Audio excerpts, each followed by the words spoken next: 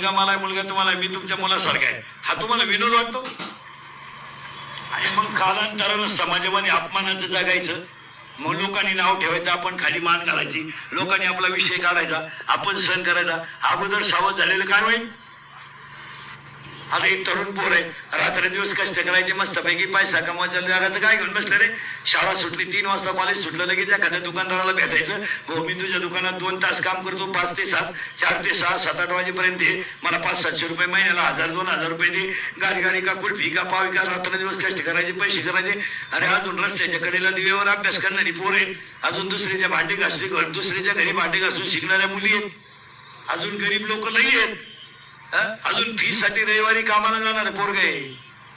प्रयोग वही घ्यायची 10वीची, प्रयोग वही गणिताची वही घ्यायची, बिचाराला 200 रुपये लागत होते, ते रविवारी दिवसभर कामाला गेलं, 300 रुपये घेऊन आलं, तेव्हा त्याला वही घेतली. अशी मुलं आहेत.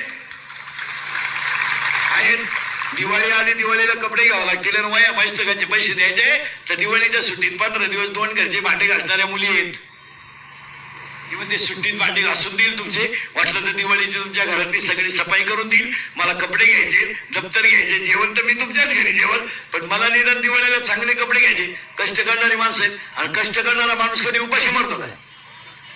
ते आपल्याला कामच करायचं नाही, नुसतं बापाच्या दिवशी दिवस जगायचं, बापाच पेट आहे, घर आहे बापाचं, सायकल आहे बापाची, मोटरसायकल आहे बापाची, पेट्रोल आहे बापाचं, तुला बनियन आहे बापाचं, अंडरपॅन्ट आहे बापाची, मग तू करतो काय? पुढे चालतं कधी? आणि पोरानं एक ध्यानात ठेवा, तुम्ही निगेटिव्ह विचार करू नका. विद्वानाला गिराईक आहेच.